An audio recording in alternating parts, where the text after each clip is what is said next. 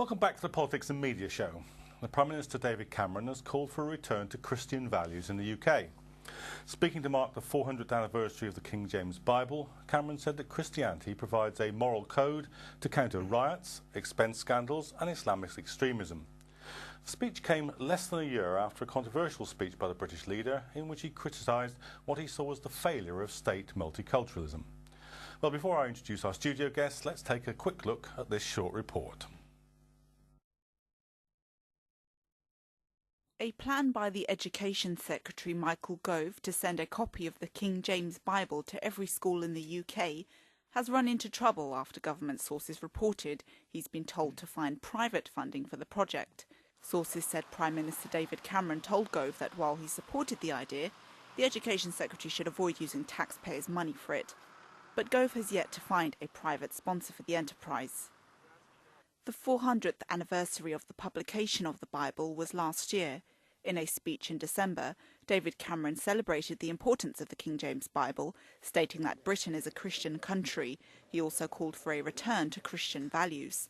However, critics say that the entire affair is simply an attempt to reinforce a notion of Christian Britain, moving away from the previous government's emphasis on multiculturalism. With me to discuss this in the studio is Jonathan Chaplin, who's director of the Kirby Laing Institute for Christian Ethics, and we also have Mohammed Amin of the Conservative Muslim Forum. Welcome to you both. Jonathan, let me start with you. There's an old phrase which says that the Church of England is the Tory party at prayer. Presumably that's a designation that the Church would like to move away from, but Mr Cameron seems to be unhelpful in this regard. Well, actually, I don't think that's been true for many years, in fact. That you find within the Church of England a wide diversity of political opinion. I think at the last election, probably the voting practices of Anglicans reflected the nation as a whole. So I think that's not really the aim that David Cameron has in mind either. That's certainly not what I heard in his speech. What I heard in his speech was a call for us to recognise an important part of our national history, which I think many historians would regard as indisputable, namely the fact that Christianity in its diverse forms over many centuries has had a deeply formative impact on our institutions, on our conventions, on our political culture, and on the underlying moral values that, well, let's say at our best, our nation and our communities aspire to fulfill. He may not be fully aware of the historical references, though. I mean, the King James Bible was introduced as a Puritan attempt to enforce certain forms of doctrinal observance. King James, after whom the Bible is named, famously said, "No bishops, no king." In other words, he meant to do a fusion of state discipline with religious discipline. Now, perhaps that's what Cameron's trying to do, but it isn't probably what he meant about British values, is it? No, I don't think so. I mean, clearly in a speech like this, he's not able to rehearse all the complexities of that history. It's a very mixed history. It's an ambiguous history, and it's a history with a very dark side as well, as many ethnic and religious minorities in this country know, including the Jewish community and the Muslim community, among others. I mean, obviously, so he wasn't able to deal with all of that in his speech. He wasn't affirming those ambiguous historical foundations. I didn't hear him saying that at all. But one can't deny that, irrespective of the origins of Christian influence, which are murky and mixed, that, as a matter of fact, over centuries, there has been a cumulative penetration of Christianly informed values into a number of areas of public life. And it's very difficult to explain some of our current practices and institutions in ignorance from that history. That's what I took him essentially to be saying, and I would agree with that. The difficulty is here, though, I mean, that if a politician makes a speech like this, isn't able to or willing to engage with the complexity and the contradictory nature of a religious experience, that essentially what they're doing is sloganising in religious terms for political purposes, isn't it? No, I think that's extremely unfair. It's a speech. It's not a 200-page book analysing the history of Christianity in this country, and it's wrong to try to take a speech and to micro-analyse it like that. What David Cameron was doing, and as a Muslim I fully support what he said, which is that the history of our country for over 1,500 years is deeply intertwined with Christianity. And the King James Bible is a masterpiece of the English language. It's had a major impact on our language for over 400 years, and that's why we're celebrating it this year. He wasn't really introducing it in that way, though. He wasn't introducing it as a kind of, which I think very many people, religious or not, would agree with, that this is a significant historical text which has literary value and so forth and so on, and that it should be studied for those reasons, along with the works of Shakespeare and John Milton and so on. That he was making a different point, wasn't he? Well, he was making both points. In fact, the first theme that he addresses three themes. The first one is precisely language and literature, and on that, I think, there's no dispute that this particular version of the Bible has had a powerful penetrating effect and shaping effect and elevating effect on the English language. That, in a sense, is not particularly in dispute. It's the second and third parts where he talks about values and institutions where the controversy arises.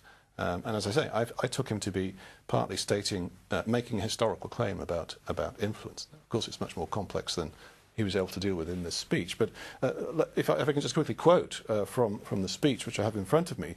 I mean, he says the Bible has helped to shape the values which define our country. And then he lists a whole series of values: responsibility, hard work, charity, compassion, humility, self-sacrifice, love, pride in working for the common good, and so on. Yes, they are Christian values, he says, but then in the next sentence, but they are also values that speak to us all. So they're public values. One could say that they may have had a particular Christian origin. And in my view, that Christian origin needs to be clarified and made explicit, actually, by Christians today, among others. But they're also public values. They can speak beyond that community. They have become public values. And the claim is being made, and he's not alone in this at all. Indeed, a number of secular commentators are saying this as well, and members of other faiths. If those values are disowned over time, then some of the long-standing, highly valued practices and conventions and institutions that are at the heart of our national life are going to become even more fragile than they were. He's not saying that that's the only way to redeem them or to restore them, but that it's one vital element. But that's a massive simplification, isn't it, to think that there is one set of values that comes out of this. I mean, for instance, within, a generation or so of the King James Bible being published, a group of people holding it in their hands cut the head off Charles I, and the statue of Oliver Cromwell standing outside the House of Parliament today is clutching in one hand a sword and in the other hand a Bible, which may well be the King James Bible. And these are values which, perhaps many people in this country would subscribe to, but David Cameron might not. We can go back to the history, but this is not a history lesson either. No, my point is this, that a single book can be interpreted in diverse ways, and that David Cameron isn't paying tribute to the diversity of that. He's got a single message that he wants out of it, and my point is that this is an abrogation of any serious analysis. The values that David Cameron listed are desperately important values. They are integral to any civilized society. They are Christian values, they are also Jewish values, they are also Muslim values. And whichever religion you belong to, as long as you draw from that religion those values, then I don't have a problem with you. Well, that's an interesting point, isn't it? Because I think that many people would subscribe to that. But again, it's not really the point that David Cameron was making. He was attempting to privilege. He wasn't saying, look, these are a marvellous set of values and you can find the same thing in the Quran, and you can find the same thing in the religious texts of the Jews. He wasn't saying that. He was saying, no, this is a particularly privileged set of moral values. Well, it's interesting. Some people have heard him to say that. That's been the response, for example, of the National Secular Society, the British Humanist Association, who came out pretty quickly with statements exactly to that effect. I don't hear him claiming in this speech any privileged status for Christianity. He doesn't mention establishment, for example, which he might have done. If he'd wanted to defend Christian privilege, he would have said, I'm in favour of establishment and we must hold on to it. He didn't say that. I don't know what his view is on establishment. In fact, establishment is a secondary question as far as I'm concerned. He's simply saying that there are generative moral sources that every society needs if its institutions, freedoms, laws, practices are to be sustained. Happens to be the case that in Britain those have been predominantly Christian, but they've become public values.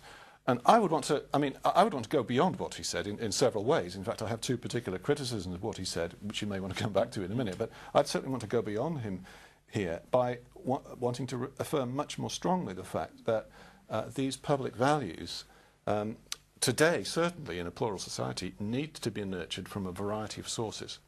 And each different community, whether it's Christian, Jewish, Muslim, Hindu, secularist, or whatever, needs to examine its own resources and traditions and ask the question, do we have the resources in ourselves to shore up and develop and give critical edge to these values? That's a question that every community needs to answer. And I think he should have gone further and affirmed that more explicitly than he did in this speech.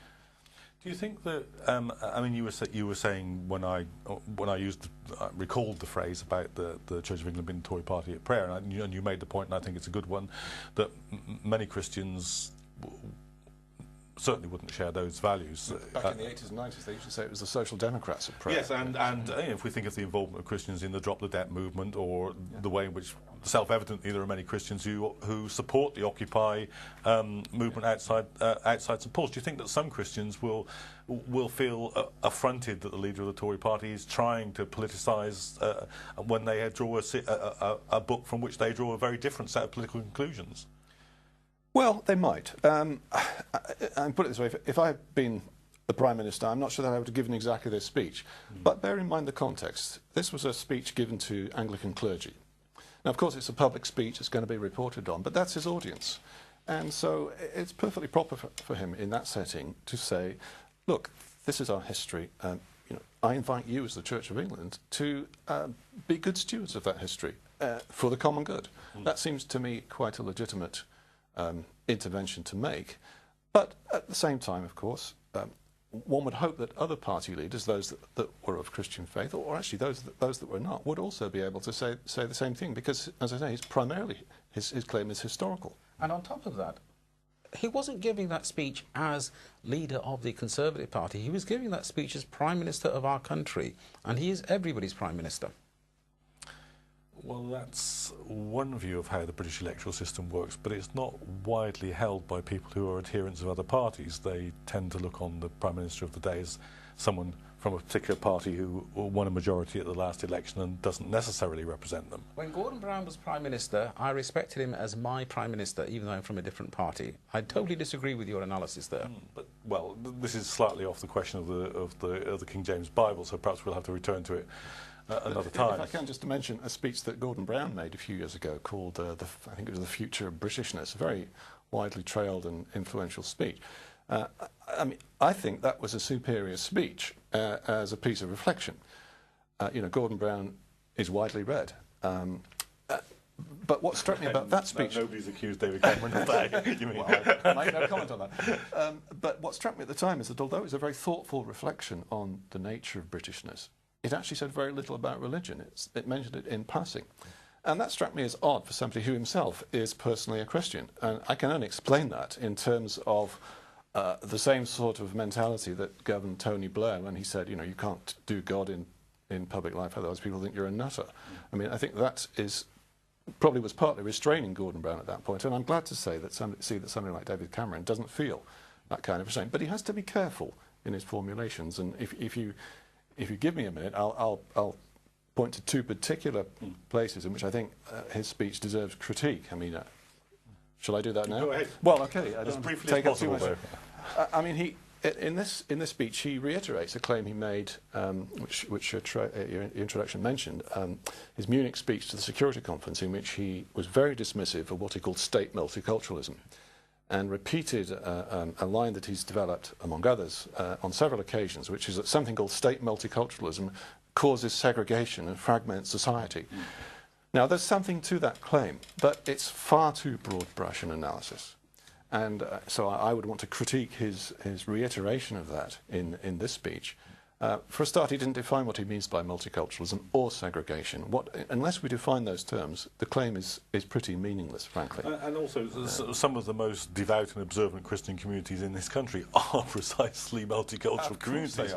And so let me come back in on this, because you were careful at the beginning. You said, quite correctly, that David Cameron criticised state multiculturalism, but then you did what almost everybody else has done, which is to then talk about him criticising multiculturalism, and he didn't do that. And there's an article which you can read on either my website or on Conservative Home, where I carefully explain what I see as the difference between the word state multiculturalism and the word multiculturalism, because they are quite different things.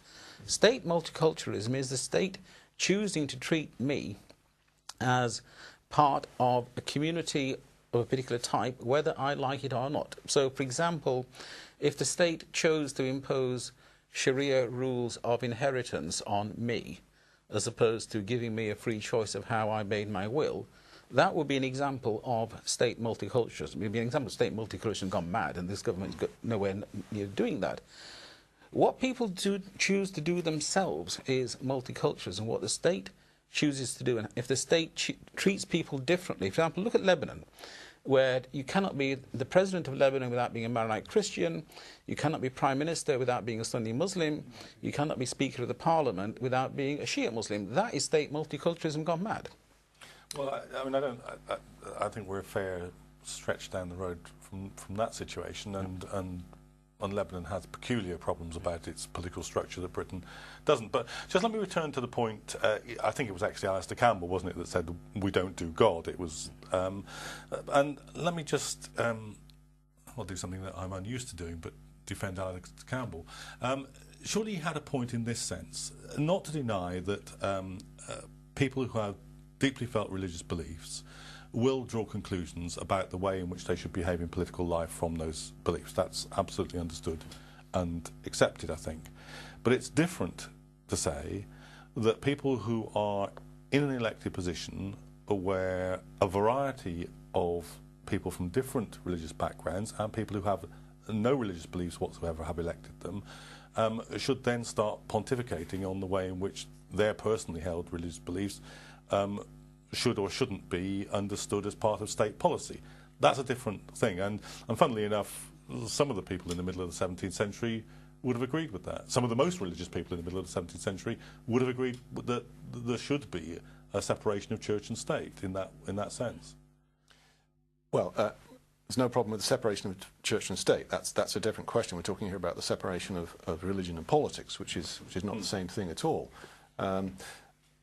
It's one thing to say that inside people's heads they may think their way from their Christian or Muslim convictions to a particular political standpoint. It's another thing to say, and they may freely express their train of thought and, as it were, show their workings, demonstrate how and why they came to conclusions on the basis of their religious convictions. I see no reason at all why in an open, free, democratic arena, such as we aspire to be in the UK, we shouldn't do the latter, why we shouldn't have complete freedom to articulate precisely the deeper convictions that motivate our politics and to have open and free discussion and campaign quite explicitly on that basis. I mean, that already takes place to some degree. And I actually would go further than that and say I see no reason why elected representatives in their representative function shouldn't be able to do that as well. I think they should. A relaxed, confident, free and open liberal democracy should have no problem with that. The place I draw the line is where, as it were, the state itself officially justifies some law or policy to the whole nation. At that point, I think, restraint is required. Not, by the way, just restraint on religious motivations and convictions, but even secular convictions. So our plural society is characterized by a wide diversity of different worldviews, fundamental ideological or philosophical convictions. I think the same rule should apply to all of those at that particular point when state officials speak on behalf of the state to the society as a whole. But short of that, why would we want to restrain people from stating what they take to be the most important considerations, leading them to hold a certain political position? It just seems illiberal, actually, to me, to do that. I don't know whether you... Absolutely. I mean, okay, well, we're going to have to bring this section of the discussion to a close because there were two other important stories this week which we'll now have a little time to reflect on. Firstly, the European Court of Human Rights has ruled that Britain cannot deport Abu Qatada back to Jordan. The court found that an expulsion would violate his right to a fair trial, as stated in the European Convention on Human Rights. In a separate development, a controversial inquiry into the allegations of wrongdoing by the UK's security services has been cancelled. The Justice Secretary, Ken Clarke, said the inquiry into the treatment of detainees could not continue because of the Metropolitan Police investigations. Well, before we discuss this, let's have a look at this short report. The inquiry, which was aimed at discovering whether people working for the British government might have colluded in torture, has been abandoned. The judge who was to carry it out said it wasn't practical for the inquiry to continue because of a new Metropolitan Police investigation. This follows fresh allegations that officials assisted in the rendition of men to Libya, where they were tortured. The detainee inquiry was launched by Britain's Prime Minister to get to the bottom of claims that MI5 and MI6 had aided and abetted the rendition and ill treatment of terrorist suspects in the wake of 9/11. But the inquiry has been widely criticised by campaign groups and lawyers representing detainees who were refusing to take part, saying it lacked transparency and credibility from the offset. Police investigations are continuing into 2 cases, including that of the Libyan commander who took Tripoli, but who spent 6 years in Gaddafi's prisons after he claims the British helped capture him. And that's not the only issue which has made the British government look bad this month. European judges ruled this week that it was inhumane for Britain to extradite the cleric Abu Qatada to Jordan because of the risk that evidence obtained by torture will be used against him there. The European Court of Human Rights ruled that there would be a breach of his right to a fair trial. It's the first time that the Strasbourg-based court has found that an expulsion would be in violation of European Convention on Human Rights Article 6, the right to a fair trial. Well, joining us in the studio to discuss this is Saghir Hussain, a lawyer and spokesman for caged prisoners. Welcome to the programme. So what do you make of these 2 developments? Both in their way don't make the British government look very good, do they? Well, we hope it's, as we said, caged prisoners officially said, we hope the government can use this, and I doubt they will, but use this as an opportunity to make a fresh start over the draconian terror laws that we've had in place for the last 10 years or so. Most of these laws were actually, most of the people who were detained without due process, I would argue, were as a result of the intelligence, so-called intelligence from Libya, Mubarak, Tunisia, these sort of countries. Now, these dictators have been overthrown, and we need to have a fresh look at our relationship with those countries. We no longer need to do favours for these countries in order to get their oil deals or get their economic ties, which Tony Blair was clearly anxious to do for Britain. And certainly with Mr. Belhaj in Tripoli, that's a very interesting scenario where now they have to deal with a person for their own economic diplomatic reasons for somebody who they originally actually helped to put in jail in order to get some economic benefit. So yes, it's not a good reflection of what's been going on over the last 10 years. And we hope, in a positive sense, that someone like Ken Clarke, with the gravitas, with the intellectual ability that he has, can actually look back and say, look, let's redo this again. Mohammed Amin's still with us. Mohammed, Zahir's got a point there, hasn't he? I mean, the volte-face over foreign policy towards Libya, against Gaddafi, for Gaddafi, against Gaddafi, have left this whole area with a rather big mess, haven't they? It's been complicated and difficult, and I'm not sitting here to defend Tony Blair and his foreign policy, but when Gaddafi gave up his weapons of mass destruction and wanted to come in from the cold, I think it was reasonable to reach out to him. However, clearly the UK should never get involved in condoning torture. We've got a police inquiry going on about that, so nothing I can say about the police inquiry. And Ken Clarke is absolutely right. The inquiry that he was going to have is totally impossible in present circumstances, so he's shut it down. We can think about it again once the police inquiry is out of the way. That's been quite convenient, actually, for Ken Clarke, a convenient excuse to abandon the inquiry. The truth about the Grimson inquiry was that all the detainees, all the non-government organisations like Caged Prisoners, Reprieve and Liberty who were dealing with this were boycotting any involvement with the inquiry because it was found that Gibson was going to really be sort of judging on his own actions over the previous years because he was supposed to have overseen the conduct of the intelligence agencies, and for him to reflect on that and be sitting in judgment was totally unfair. And this, I suppose, has provided an opportunity for Ken Clarke to abandon all that, and hopefully, like I said, let's see if we can start again. That's pretty remarkable, isn't it, that you have a judge in an inquiry who has a conflict of interest in previous cases, Mohammed. I mean, that's surely something that should have been sorted out before the inquiry was even broached. I haven't looked at the details of that, so I can't comment on it. Well, so what do you think the Metropolitan Police are likely to find, and do you think that they're comparable inquiries? The one that's been abandoned and the ongoing Metropolitan Police one? We need to look at more details as to exactly what they're going to do, but they have problems, they have difficulties, because Britain has invested a lot in relation to Libya, and have two very prominent people in Libya who hopefully will be in a position of power there, demanding a proper inquiry into sort of what the British role was. So they can't completely whitewash it either. So we look forward to seeing which way they go. And remember, what the police are doing, they are investigating possible criminal misconduct. And I'm totally satisfied the police will investigate this thoroughly and without any regard to political implications. I wouldn't have that much total confidence in those matters, actually, but we had a report last week about many of British Secret Service agents who were complicit in the torture in Pakistan, in Afghanistan with other people, and no charges were brought. So there are political implications of many things. Isn't really what this shows is that ultimately concern for human rights is subordinated to realpolitik in foreign policy? It seems that way. It seems that way, and like I said, you have hope of someone like Kenneth Clarke, who's renowned as some sort of different kind of conservative. I can't say for many others within the Conservative Party what their real belief or what their sort of values are as far as human rights is concerned. But certainly in respect to the decision that's come through from Strasbourg of Abu Qatada, and the reaction we've had from some of the Conservative commentators has been very disappointing, that the individual is more important than the principle. So they've allowed their sort of prejudice, their dislike, their hatred for somebody to override very, very important principles. And we talked earlier about 400 years of King James Bible. Yet we have 1,000 years of Magna Carta principles being totally eroded without due process. And yet the same sort of the leadership hasn't really commented on that yet. I mean, there is a problem here. I mean, you said, and people may agree or disagree with you, that it was right to do, to reach out to Gaddafi. But